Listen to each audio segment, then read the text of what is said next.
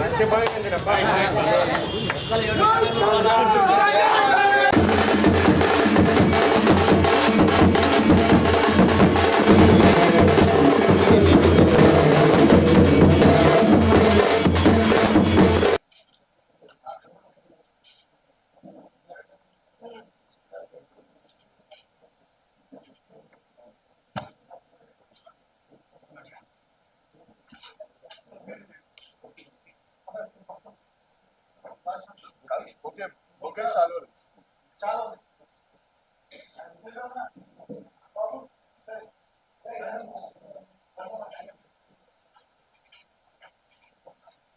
Congratulations. Thank you. Congrats.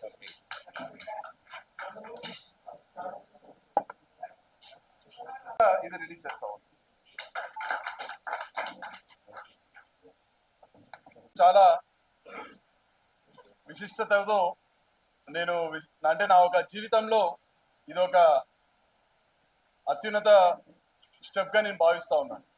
Even నేను నా graduation అయిన తర్వాత నేను జాబ్ వచ్చినప్పుడు కూడా ఇంతగా ఫీల్ అవ్వలేదు.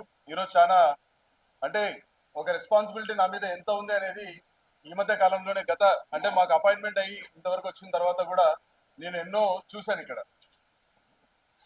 ఇక్కడ ఉన్నటువంటి నాయకులందరి మద్దతుతో వివిధ నియోజకవర్గాలలో కండక్ట్ చేసిన మీటింగుల తర్వాత ఏఐసిసి వారు సంపూర్ణంగా ఎంతో స్టడీ చేసి తర్వాత మా నాయకులు అగ్రనాయకులందరి యొక్క అభిప్రాయాలు సేకరించి ఇక్కడ నన్ను జిల్లా అధ్యక్షుడిగా నియమించడం జరిగింది.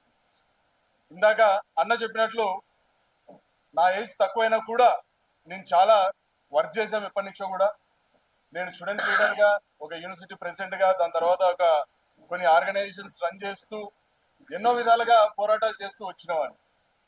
ఇక్కడ నాకు తెలిసి ఈ యొక్క జిల్లాలో ఇప్పుడున్న నాయకుల కంటే ఎక్కువ ప్రతి జిల్లాలో ప్రతి ఊరిలో ఏదో కొంత గొప్ప ఒక రిలేషన్స్ ఉంటూ అక్కడ సమస్యల గురించి ఏదో ఒక విధంగా గొంతుకు విప్పిన వాడిని నేను ఒక్కనే. ఇప్పుడున్న అధికార పక్షం కావచ్చు, లేకపోతే ప్రతిపక్షం కావచ్చు, దాంట్లో మేము ఈరోజు కాంగ్రెస్ పార్టీ గలం ఒక రకంగా ఉన్నా కూడా ఎన్నో సాధించిన వాళ్ళం మేము. ఈరోజు ఈ యొక్క నన్ను చాలా మంది అడిగారు కూడా, ఇంత ఫైట్ చేస్తూ ఎందుకు మీరు ఈ పార్టీలో ఉన్నారంటే ప్రతి ఒక్కరు కూడా మనం అందరం కూడా తెలుసుకోవాలి, ఈ జిల్లాకి ఏమన్నా చేసిందంటే అది కేవలం కాంగ్రెస్ పార్టీ మాత్రమే. ఈ జిల్లాలో కనీసం కొంతమంది అన్నం తింటున్నారు, కొంతమందికి ఉండడానికి ఇల్లు ఉంది, లేకపోతే కొంతమంది బ్రతకడానికి వాళ్ళకి కనీసం పొలాలు ఉన్నాయి, వాళ్ళు గర్వంగా బతికినారు అంటే అది కేవలం ఆ రోజు కాంగ్రెస్ పార్టీ తీసుకొని వచ్చినటువంటి కొన్ని వాళ్ళు చేసినటువంటి పనులు కావచ్చు, కాంగ్రెస్ పార్టీ వచ్చినటువంటి కొన్ని స్కీమ్స్ కావచ్చు. మన ప్రాంతం అంతా కూడా కరువు ప్రాంతం, వలసలు ఎక్కువ, ఎన్నో గ్రామాలు కూడా పొలాలుండి వలసలు పోయి ఇల్లులు ఖాళీ చేసిన గ్రామాలు చూసాం.